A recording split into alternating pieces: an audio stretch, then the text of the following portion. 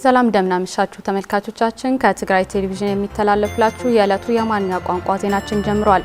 ዜናዎቹ በመምራት ማህሌት ጸጋይ አብራችሁ ቆያለሁ።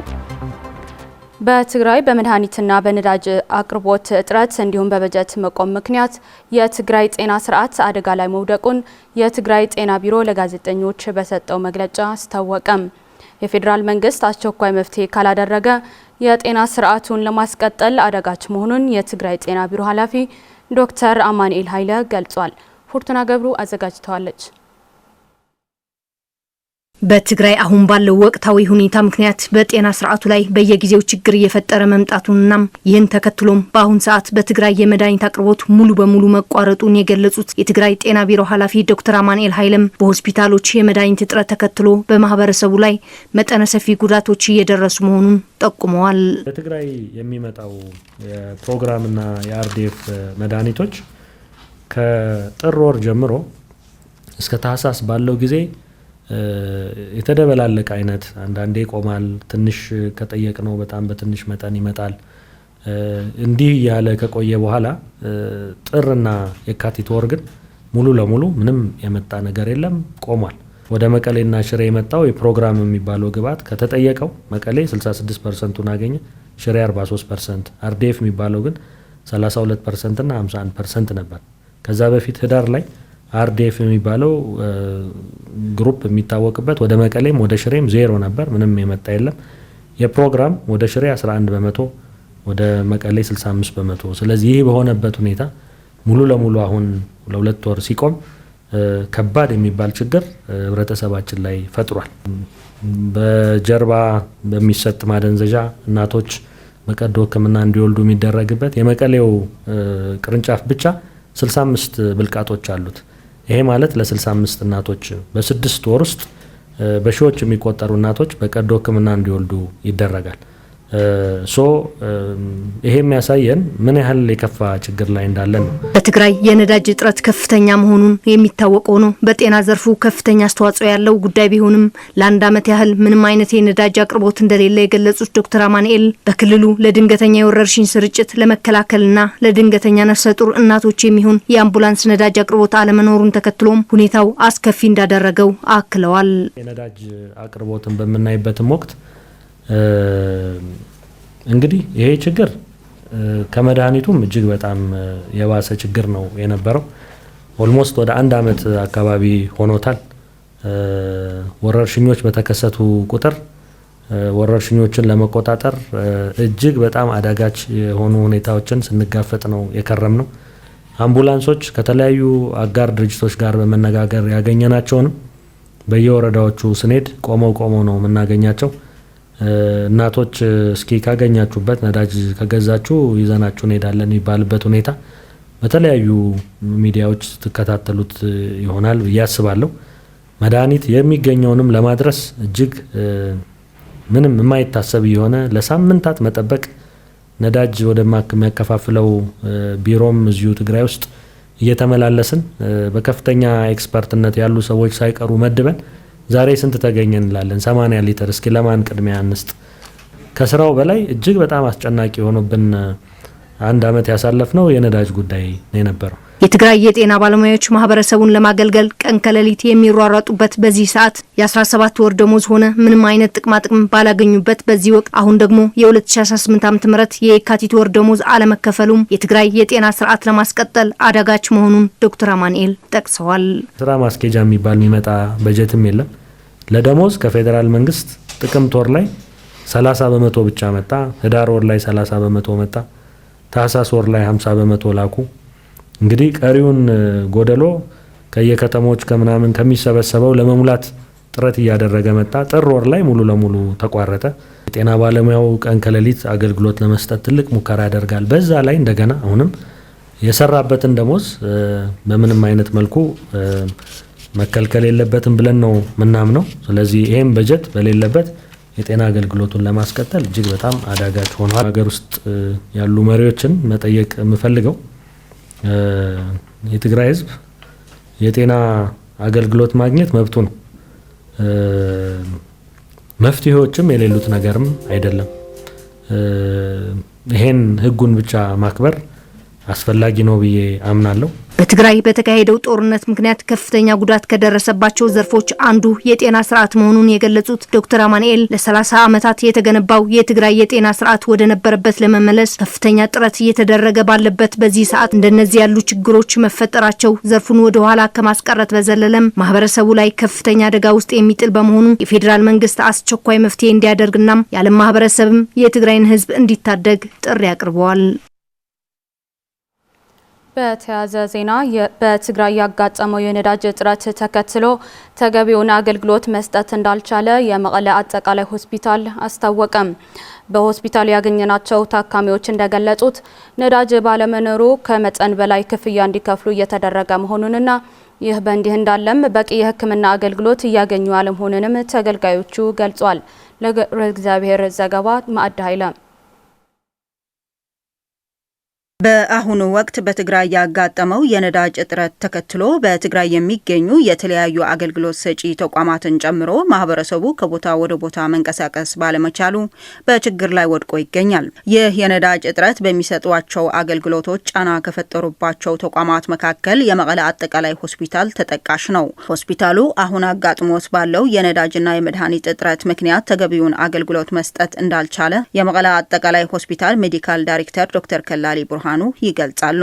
ሆስፒታል ንሰርሖ አለው ለአብነት ጀነሬተር ያለና መብራህቲ በተደጋጋሚ ስለዝጠፋ ዘላ በሆስፒታሉ መብራት በተደጋጋሚ ስለሚጠፋ ጀነሬተር አለን። ጀነሬተሩም ትልቅ በመሆኑ ብዙ ነዳጅ ነው የሚወስድብን። በመሆኑም ለዚህ የሚበቃ ነዳጅ ማግኘት አልቻልንም። በመሆኑም ከዚህ በኋላ ሆስፒታሉ አገልግሎት እንዳያቋርጥ ትልቅ ስጋት ነው ያለን። በጣም ይጨንቀሃል። ምክንያቱ በማሽን ታግዘው የሚታከሙ ጨቅላ ህጻናት አሉን። የቀዶ ህክምና ክፍልም ያለ ኤሌክትሪክ አይሰራም።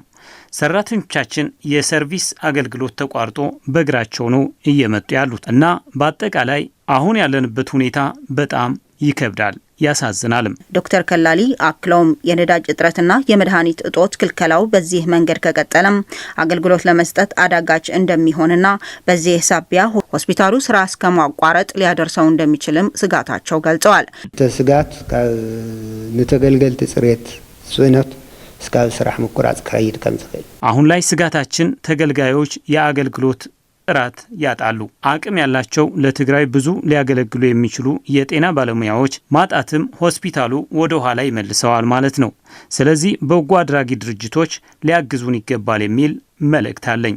በሆስፒታሉ ያገኘናቸው አስተያየታቸው የሰጡን ታካሚዎችና የሕክምና ባለሙያዎች በበኩላቸው ነዳጅ ባለመኖሩ ከመጠን በላይ ክፍያ እንዲከፍሉና በቂ የሕክምና አገልግሎት እንዳያገኙ እንቅፋት እንደሆነባቸውም ጠቁሟል። እና ምንም ዝገበርና ነገር የለም። አባድና አይናነና እኛ ምንም ያጠፋነው ነገር የለም። በሀገራችን ነው ያለነው። በረሃብና በመድኃኒት እጦት እንዲሁም በነዳጅ እጦት በሁሉም ከልክለውናል። ስለዚህ የዓለም ማህበረሰብ ሊሰማን ይገባል። ሽግርኒ አልብላ እዚህ ብስንክ ነዳጅ ምኽዋር ይልሆን መስለኒ አሁን አጋጥሞን ያለው ችግር ነዳጅ ባለመኖሩ ምክንያት የተፈጠረ ነው። ተገልጋዩም የራሱ ችግር እንዳይችል እዚህ መጥቶም ሌላ ችግር ነው እየገጠመው ያለው። ያው በነዳጅ ምክንያት እዩ ብና ሆስፒታል ችግር ሆነ ይሆነ አሁን እያጋጠመ ያለው ችግር በሆስፒታሉ ምክንያት ሳይሆን በነዳጅ እጥረት ነው። ሰራተኛው ለራሱ ከባድ ችግር ገጥሞታል። በታክሲ እንዳይመላለስም ደሞዝ አልተከፈለውም። ትራንስፖርት ታሪፍ ጨምሯል። የመቀለ አጠቃላይ ሆስፒታል የንብረት አስተዳደር ኃላፊ አቶ ሐዱሽ አስከለም ከየካቲት 10 ጀምሮ ከመቀለ ከተማ አስተዳደር ይሰጥ የነበረውን ሳምንታዊ በጀት መቋረጡን ገልጸዋል። ድን ሆስፒታል መሰረታዊ ነገር እዩ አምቡላንስ ነዳዲ አጥቀም ጀነሬተር ነዳጅ ለሆስፒታል መሰረታዊ ነገር ነው። አምቡላንስ የደረቅ ቆሻሻ ማቃጠያ ማሽን ያለ ነዳጅ አይሰሩም። በመቀለ አስተዳደር ሲሰጠን የነበረው ሳምንታዊ ነዳጅም ተቋርጧል። አፍሪና የተባለ በሴቶች ብቻ የሚመራ የጤና ምርምር ተቋም በመቀለ ተቋቋመ። የምርምር ተቋሙ ሴት ተመራማሪዎች ቁጥራቸው ለማሳደግ የራሳቸው ችግር በራሳቸው እንዲፈቱና ከራሳቸው አልፈው ለማህበረሰቡ ችግር እንዲፈቱ የሚያደርግ ተቋም መሆኑንም ለማወቅ ተችሏል። አሰፋ ካሳ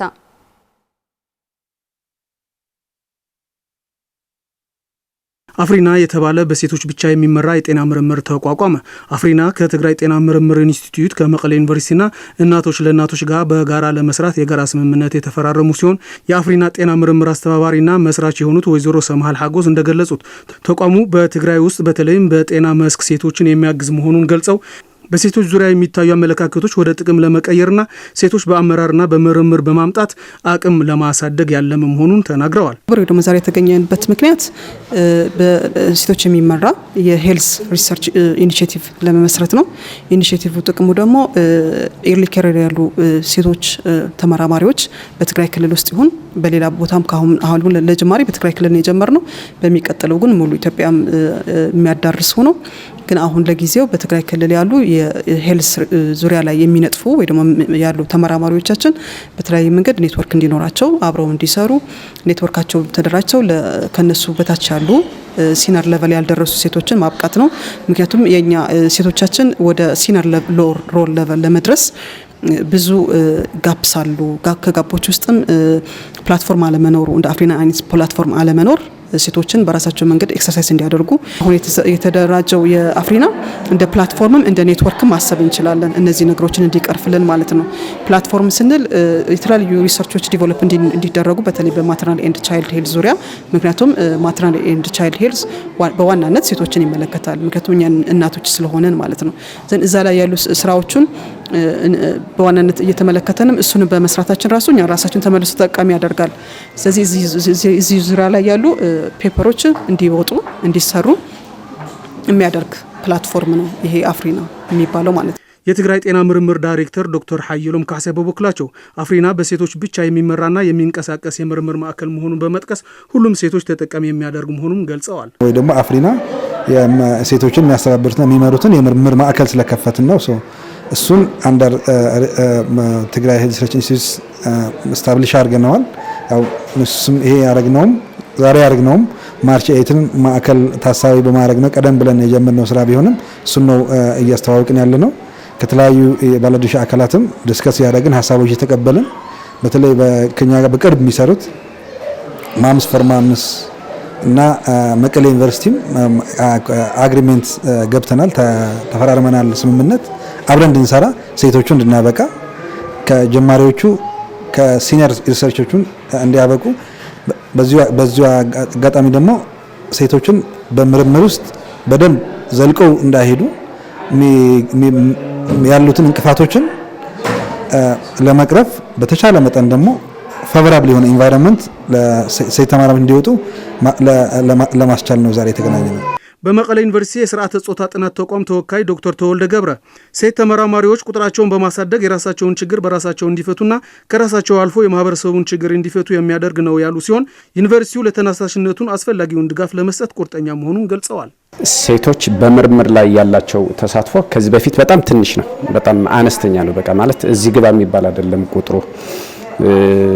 በቁጥርም ካየነው ከ20% በላይ አይደለም ሴቶች በምርምር ላይ ያላቸው ተሳትፎ። ስለዚህ ይሄኛው የምርምር ተሳትፎውን ይጎዳል ማለት ማህበረሰቡን የምርምር ስራዎች የሚሰሩበት ዋና ዓላማ ህብረተሰቡን ለመጥቀም ነው፣ ህብረተሰቡን ለማሳደግ ነው።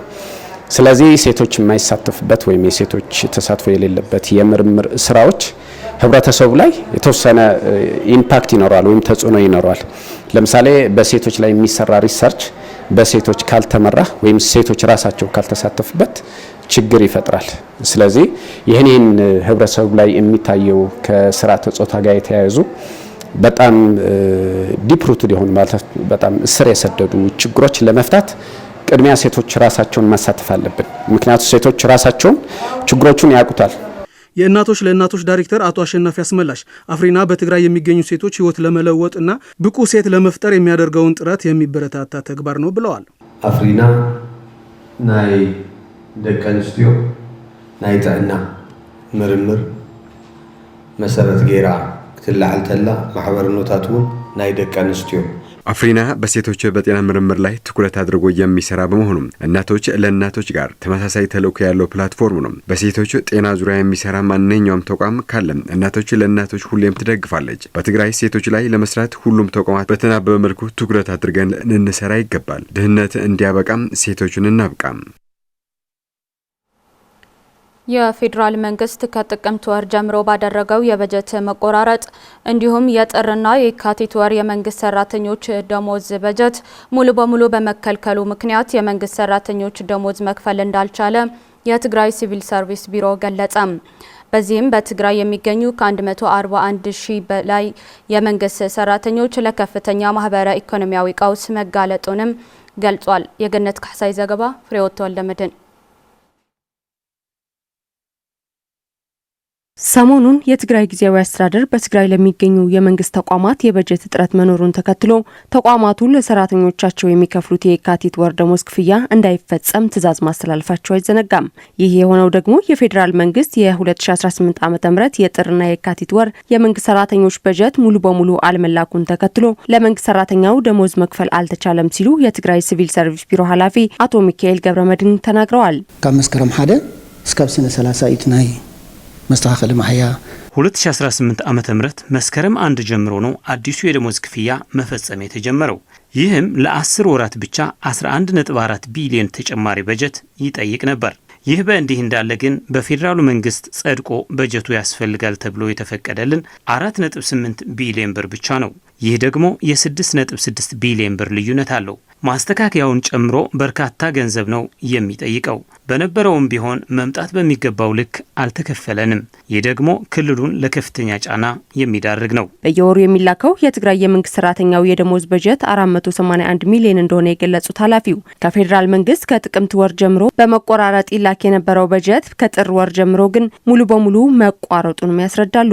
ናይ ወርሒ መስከረም 481 ሚሊዮን ተሰዲዳ መስከረም ወር ላይ 481 ሚሊዮን ብር ተልኮልናል። ጥቅምትና ህዳር ወር ላይ ደግሞ ከትግራይ በጀት ላይ ሲሶው ነው የተላከው።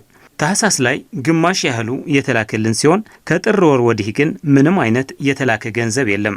በዚህም የካቲት ወር የመንግስት ሰራተኛው ደሞዝ መክፈል አልቻልንም። በትግራይ ከ141 ሺህ በላይ የመንግስት ሰራተኞች እንዳሉ በመጥቀስ እነዚህ የመንግስት ሰራተኞች በየወሩ የሚጠብቀውን ወርሃዊ ደሞዝ ተከልክሎ አሁን ላይ ለከፍተኛ ማህበራዊ ኢኮኖሚያዊ ቀውስ ተጋላጭ ሆኗል ሲሉም አቶ ሚካኤል ገብረመድህን ገልጸዋል። ስለሆነም የፌዴራል መንግስት ይህን በመገንዘብ ሙሉውን የደሞዝ በጀት እንዲልክም ጥሪ አቅርበዋል። ያው ኮነ ተቢልካ ሐዘውን ናይ ትግራይ ሲቪል ሰርቫንት ጥራይ ይኮነ ተጥላላይ በትግራይ ሲቪል ሰርቫንት ብቻ ሳይሆን በመላው የትግራይ ህዝብ ላይ ነው የጄኖሳይድ ጦርነት ተቀጥያ ተግባሮች እየተፈጸሙ ያሉት። በተለይ ደግሞ የመንግስት ሰራተኛው ደሞዝ መከልከል ኢሰብአዊ ተግባር ነው። ስለሆነም የፌዴራሉ መንግስት አስቸኳይ የሆነ መፍትሄ ሊያበጅለት ይገባል። የአፍሪካ ህብረትም ይሁን የዓለም ማህበረሰብ ሰላሙ እንዲጸና፣ ተፈናቃዮች ወደ ቀያቸው እንዲመለሱ፣ የትግራይ ግዛታዊ መሬት እንዲረጋገጥና ህዝቡ መደበኛ ህይወቱን እንዲመራ ማድረግ ላይ የበኩላቸውን እንዲወጡም ጥሪ ማቅረብ እንፈልጋለን። በትግራይ ያለውን ችግር በመገንዘብ የትግራይ ጊዜያዊ አስተዳደር ይህንን ችግር ለመፍታት ጥረት እያደረገ እንዳለም የሲቪል ሰርቪስ ቢሮ ኃላፊ አቶ ሚካኤል ገብረመድህን ተናግረዋል። በትግራይ ያንዣበበው የጦርነት ደመና እንዲቆም 41 የአውሮፓ ሀገራት ለተባበሩት መንግስታት የሰብአዊ መብት ኮሚሽን ደብዳቤ አስገቡም። ሁሉም ተፈራራሚ አካላት የፕሪቶሪያው የሰላም ስምምነት በሙሉነት እንዲተገብርም በጻፉት ደብዳቤ ጠይቋል። ብርዛፍ ገብረ ጻድቃን ተጨማሪ አላት። ኢትዮጵያ ለምርጫ እየተዘጋጀች ባለችበት ወቅት በሀገር ደረጃ ፍርሃትና የሰብአዊ መብት ጥሰት መበራከቱ 41 የአውሮፓ ሀገራት ለተባበሩት መንግስታት የሰብአዊ መብት ኮሚሽን በጻፉት ደብዳቤ ገልጸዋል። በትግራይ የተካሄደውን አውዳሚ ጦርነት ለማስቆም የተፈረመው የፕሪቶሪያው የሰላም ስምምነት በአግባቡ ባለመተግበሩ ለተፈጸመው የሰብአዊ መብት ጥሰት ፍትህ አለመረጋገጡን ያመላከተው ደብዳቤው አሁንም ድጋሚ የጦርነት ዳመና ማንዣበቡንም ገልጸዋል። የፕሪቶሪያው የሰላም ስምምነት ተግባራዊነት ወንጀል በተፈጸመበት በትግራይ ብቻም ሳይሆን በሀገር ደረጃ ብሎም በአፍሪካ ቀንድ የሽግግር ፍትህ ለማረጋገጥና አካባቢያዊ መረጋጋት ለማስፈን የላቀ ድርሻ እንዳለው ያሳወቀው ደብዳቤው የሚመለከታቸው አካላት ለስምምነት ሰነዱ ተግባራዊነት አበክረው እንዲሰሩም ጠይቀዋል። ወደ ትግራይ እየተጓዘ ያለው ሰራዊትና የጦር መሳሪያ በትግራይ ዳግም የጦርነት ዳመና እንዲያንዣብብ ማድረጉንና ህዝቡም ለጭንቀት መዳረጉን ያወሳው የ41ዱ የአውሮፓ ሀገራት ደብዳቤ ጦርነት ዳግም ከተነሳ ቀጠናዊ አለመረጋጋት እንደሚያስከትልም አስጠንቅቀዋል። የትግራይ ተፈናቃይ ወገኖች ወደ ቀያቸው አልተመለሱም። በተጨማሪም በትግራይ የነበረው ጦርነት ወደ አማራና ኦሮሚያ ክልሎች መስፋፋቱን የገለጹት ሀገራቱ ሁሉም አካላት ጦርነት ከሚያባብሱ ተግባራት እንዲቆጠቡም በጻፉት ደብዳቤ ጠይቀዋል። የአፍሪካ ህብረትና ኢጋድ በጦርነት የተጎዱትን ወገኖች ፍትህ እንዲያገኙ ሊሰሩ ይገባል ያለው የጋራ መግለጫው ከጦርነት ውጭ ያሉ ያሉት ሁሉም አይነት መፍትሄዎች መቅደም እንዳለባቸውም በደብዳቤው አስመረውበታል። በኢትዮጵያ የተበደሉ የሚካሱበትና ወንጀለኞችም የሚጠየቁበት አቃፊ የሽግግር ፍትህ እንዲዘጋጅና በዚህም የተባበሩት መንግስታት የሰብአዊ መብት ኮሚሽን አጋዥ ሚና እንዲኖረው ሀገራቱ በጋራ ደብዳቤው ጠይቀዋል። ስራው የተቋረጠው በተባበሩት ሀገራት የሰብአዊ መብት ኮሚሽን ከፍተኛ መርማሪ ያቀረባቸው ግኝቶች ተገቢውን ፍትህ እንዲያገኙና ገለልተኛ የፍትህ ሽግግር በመቋቋም ሂደት ላይ የተባበሩት መንግስታት የበኩል ሚና እንዲወጣም 41 የአውሮፓ ሀገራት በጻፉት ደብዳቤ አሳስበዋል። በመጨረሻም የውጭ ዜና። እስራኤልና አሜሪካ በኢራን ላይ እየፈጸሙት ያሉት ጥቃት በመቀጠሉ በመካከለኛ ምስራቅ ሰላም የማስፈን እድሉ ጠባብ መሆኑ የመንግስታቱ ድርጅት አስታወቀም። በሌላ በኩል ኢራን በእስራኤልና አሜሪካ የተከፈተባት ጦርነት ተከትሎ በሆርሙዝ ሰርጥ እንደምትዘጋ ዝታለች። የቢቢሲ ዘገባ መዓዛ መኮንን። እስራኤልና አሜሪካ በኢራን ላይ እየፈጸሙ ያሉት ጥቃት በመቀጠሉ ምክንያት በመካከለኛው ምስራቅ ሰላም የመስፈን እድሉ ጠባብ መሆኑ የመንግስታቱ ድርጅት አስታወቀ። የተመድ ሰብአዊ መብቶች ኮሚሽነር ቮልከር ቱርክ በመካከለኛው ምስራቅ ለሰላም እድል ሊሰጥ ይገባል ሲሉ ጥሪያቸውን አቅርበዋል። አሜሪካና እስራኤል ኢራን ላይ የከፈቱት ጦርነት ዛሬ አርብ 7ኛ ቀኑን የያዘ ሲሆን ኮሚሽነሩ ተፋላሚ ኃይሎች ሰላም እንዲያወርዱም አሳስበዋል። የፈረንሳዩ ዜና ወኪል ኤኤፍፒ እንደዘገበው ኮሚሽነሩ ለጋዜጠኞች በሰጡት መግለጫ ይህንን እሳት ለማጥፋት ዓለም እርምጃዎችን መውሰድ አለበት። አሁን እያየን ያለነው ነገሮች ማቀጣጠል፣ ማጋጋል፣ ማፈንዳት፣ ማውደምና መግደል ነው ብለዋል። ሁሉም ተዋጊዎች ለሰላም እድል እንዲሰጡ ጠይቃለው። ሌሎች ሀገራትም ተዋጊዎቹ እንዲታቀቡ ማሳሰብ አለባቸው። ንጹሃን የበለጠ እንዳይጎዱና ቀውሱ እንዳይባባስ ማድረግ አለብን ሲሉም ጥሪያቸውን አቅርበዋል። ይህ በእንዲህ እንዳለም ኢራን በእስራኤልና አሜሪካ የተከፈተባትን ጦርነት ተከትሎ የሆርሙዝ ሰርጥን እንደምትዘጋ ዝታለች። ሰርጡ በወር በሺዎች የሚቆጠሩ መርከቦችን የሚያስተናግድ ሲሆን የዓለም 20% ነዳጅ የሚተላለፍበትም ነው። አሜሪካና እስራኤል ኢራን ላይ የከፈቱት ጦርነት የሩሲያ የኢነርጂ ምርቶች ላይ ያለውን ፍላጎት እንደጨመረ የሀገሪቱ መንግስት ገልጾ የሩሲያን ነዳጅ የሚገዙ እንደ ቻይናና ህንድ ያሉ ሀገራት ግዢ የሚፈጽሙት በብሔራዊ ጥቅማቸው ተመርተው እንደሆነ መናገሩንም ሮይተርስ የዜና ወኪል ዘግቧል። ጦርነቱ መነሳቱ ተከትሎ ኢራን ወሳኝ የነዳጅ መተላለፊያ የሆነውን የሆርሙዝን ሰርጥ ዘግታለች። ይህ አገራት የነዳጅና የተጣራ የተፈጥሮ ጋዝ እንዳያገኙ ያደረገ ሲሆን የነዳጅ ዋጋ እንዲጨምርም ምክንያት ሆኗል። የነዳጅ ገበያው ለማረጋጋት ጥረት እያደረገች ያለችው አሜሪካ ደግሞ ህንድ የሩሲያን ነዳጅ እንድትገዛ ጥላው የነበረውን ዕዳ ለ30 ቀናት አንስታለች። የሩሲያው ቤተ መንግስት ክሬምሊን ቃል አቀባይ የሆኑት ዲሚትሪ ፔስኮቭ ኢራን ውስጥ ካለው ጦርነት ጋር በተያያዘ ለሩሲያ የነዳጅ ሀብቶች ያለውን ፍላጎት በከፍተኛ መጠን እየጨመረ መሆኑ ተመልክተናል ሲሉም ለጋዜጠኞች ተናግረዋል። በሌላ ዜና የእስራኤል ጦር ከኢራን የተወነጨፈ ሚሳኤል ወደ ሀገሪቱ እየተምዘገዘገ መሆኑን ከገለጸ በኋላ ቴል አቪቭ ውስጥ የፍንዳታ ድምጽ መሰማቱን የዜና ወኪሎቹ ሮይተርስና ኤፒ ዘገቡ። የኢራን እስላማዊ ሪፐብሊክ ዘብ በመሃል ቴል አቪቭ የሚገኙ ስፍራዎችን ኢላማ በማድረግ አዲስ ዙር የሚሳኤልና የድሮን ጥቃት ዘመቻ መክፈቱን ገልጿል። የእስራኤል ጦር በበኩሉ ከኢራን የተተኮሱ ሚሳኤሎችን ወደ ሀገሪቱ እየመጡ መሆኑ እንደለየና ለማክሸፍ እየሰራ መሆኑ አስተዋውቆ ነበር። ጦሩ በቴሌግራም ገጹ ላይ ባወጣው መግለጫ የእስራኤል መከላከያ ሰራዊት ከኢራን ወደ የእስራኤል ግዛት የተወነጨፉ ሚሳኤሎች መኖራቸውን ከአጭር ጊዜ በፊት ለይቷልም ብለዋል። የመከላከያ ስርዓቶች ስጋቱን ለማክሸፍ እየሰሩ እንደሆነም ገልጿል። የዕለቱ የአማርኛ ቋንቋ ዜናችን አብቅቷል። አብራችሁን ስለነበራችሁ እናመሰግናለን። ከቀሪዎች የትግራይ ቴሌቪዥን ፕሮግራሞች ጋር መልካም ቆይታ ይሁንላችሁ። በያላችሁበት ሰላም